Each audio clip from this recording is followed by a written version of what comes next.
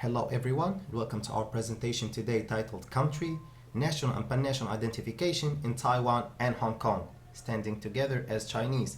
Today we are going to start with a brief introduction, followed by the examination of four key concepts, then studying the case of Taiwan, Hong Kong, and comparison of identification patterns between both. Introduction. As the Qing dynasty failed, both Taiwan and Hong Kong separated from China. After the end of the Chinese Civil War and the establishment of the People's Republic of China in 1949, social and political interactions between the PRC in both regions were limited. This led to the development of separate Taiwanese and Hong Kong identities. During the 1980s, 1990s, continual cross-strait tension and the handover of Hong Kong led the citizens of both regions to examine their identity and relationship with the PRC, something that we are going to see in this presentation. However, first we must examine four key concepts.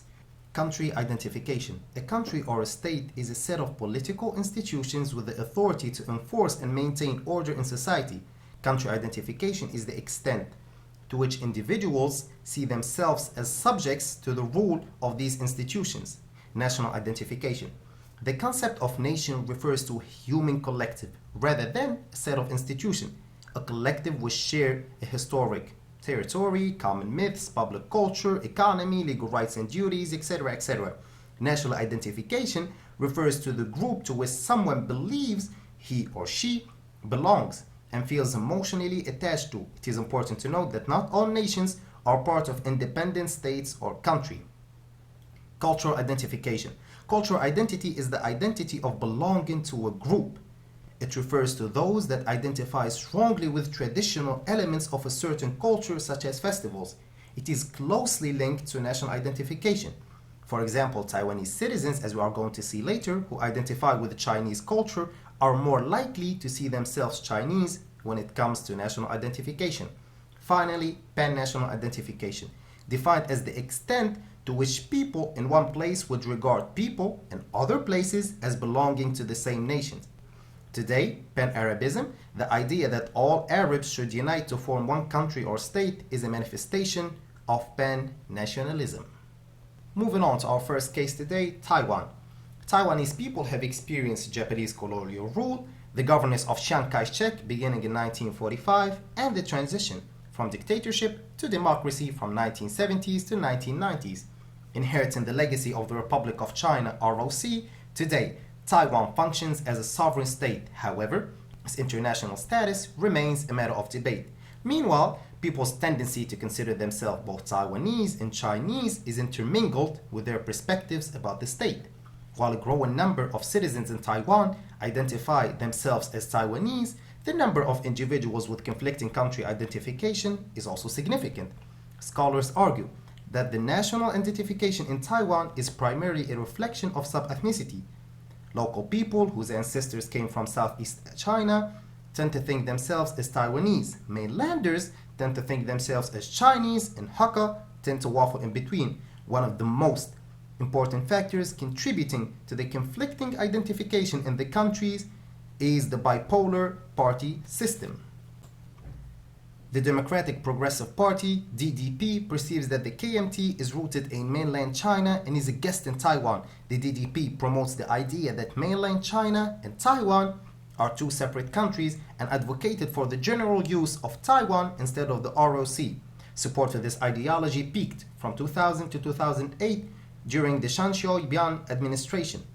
The Kuomintang Party, KMT, and other small parties perceives mainland China and Taiwan as regions of the Republic of China. Having won the presidential election in 2008 and 2012, pro-KMT elites attempted to reconstruct an ROC-oriented country identification. Moving on to findings on Taiwan identification, we're going to start with country identification, national one, cultural one, then party identification. Country identification. The majority of Taiwanese citizens are comfortable with a dual country identification, ROC and Taiwan, and identify with both. In fact, 82.6% believe that the ROC is the formal name of Taiwan and are proud to be citizens of the ROC. It is important to note that the demographic variables of age and education are important when it comes to country identification. The older and more educated citizens are, the less likely they are to select Taiwan as the name of their country. In fact, the survey demonstrated that respondents would support using the state name Republic of China if they do not identify with Taiwan as a nation, which means that they have weak Taiwan nationalism. They support pro-KMT political parties. They perceive the people across the Taiwan Strait, Chinese people, as belonging to the same nation. Moving on to national identification, when asked whether they think they are Chinese, Taiwanese, or both, 51.2% responded that they are Taiwanese and not Chinese. However, 42.2% reported that they are both. Meanwhile, when asked if Taiwanese people and Chinese people belong to the same nation, the majority of respondents agreed with the statement. These findings demonstrate a pattern of dual national identification. However, it is important to note that national identification and country identification are related but separate concepts. Individuals' strong national identification as Taiwanese can explain why they would identify as citizens of the Taiwan Republic but not as citizens of the ROC, country identification. Meanwhile, individuals' strong national identification as Chinese explain why they would not identify as citizens of Taiwan. Moving on to cultural identification, respondents will have dual country identification and pride in the ROC if they strongly identify with Chinese culture.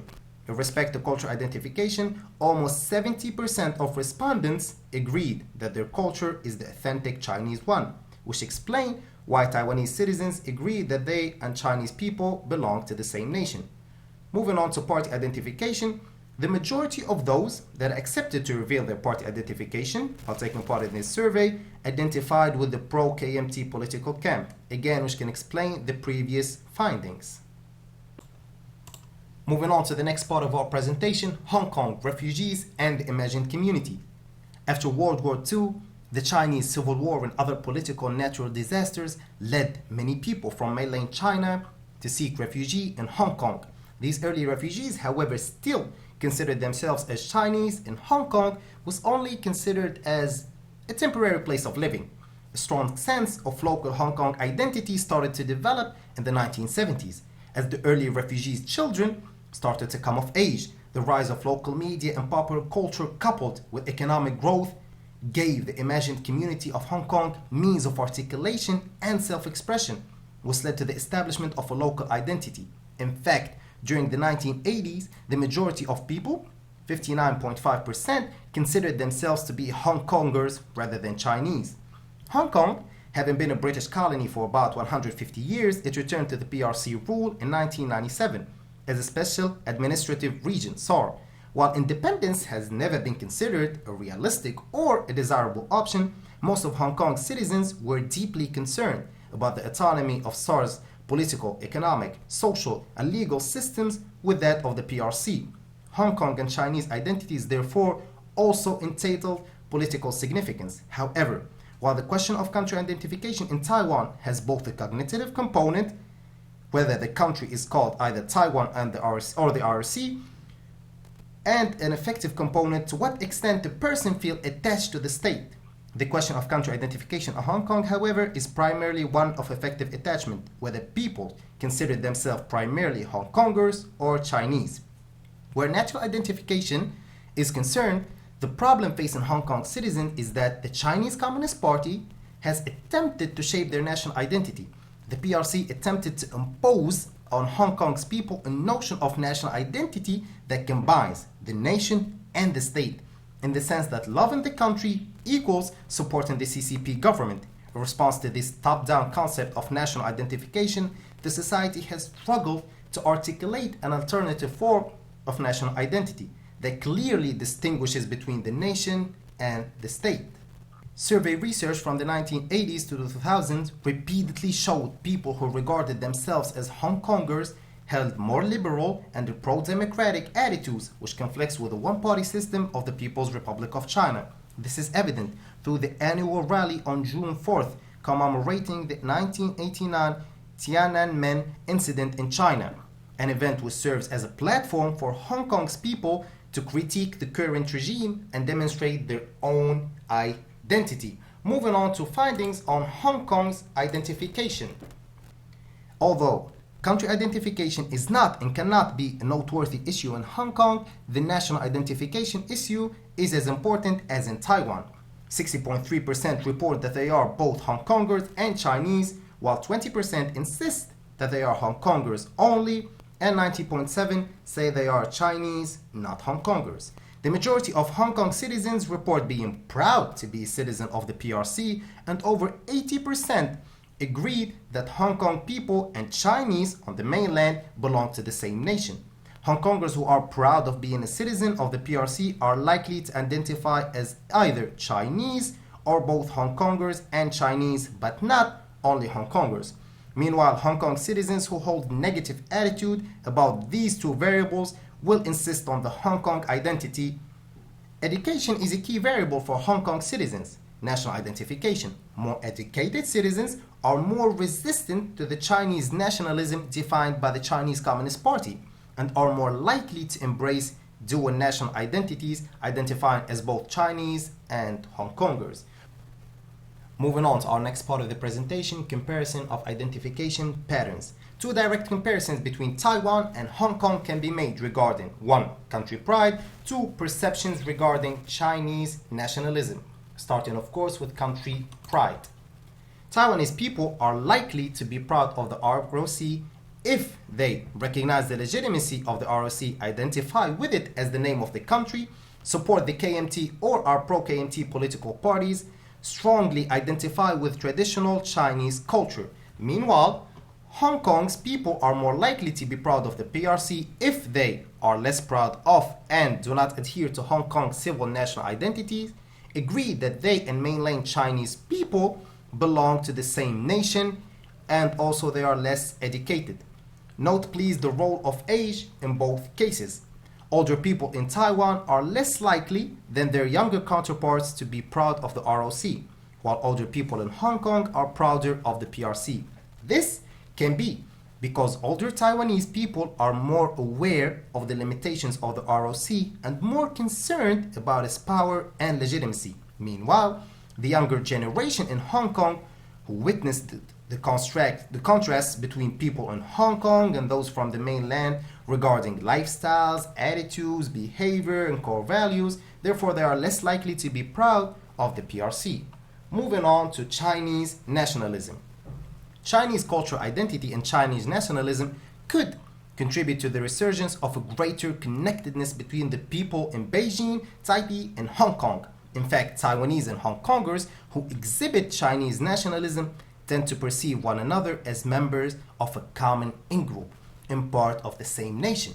Taiwanese citizens who perceive themselves as belonging to a broader Chinese community, 62.5 in this sample, are likely to perceive citizens of Hong Kong as members of the same in-group, and vice versa. Also, the prevalence of the Chinese nationalism would be likely to motivate those who currently insist on maintaining Hong Kong-only identity to ultimately claim dual identity. Disclaimer: the emotions and feelings of people in Hong Kong and Taiwan are extremely dynamic, and the relationship between Beijing, Taipei, and Hong Kong evolve rapidly. Therefore, these findings are based on analysis of survey data collected in 2011 in Taiwan and Hong Kong, can only apply to the time frame in which they were conducted. Finally, thank you so much for your time and attention. I hope that you enjoyed this presentation and found it informative. Please, if you have any questions, do not hesitate to let me know. Thank you again and have a wonderful night.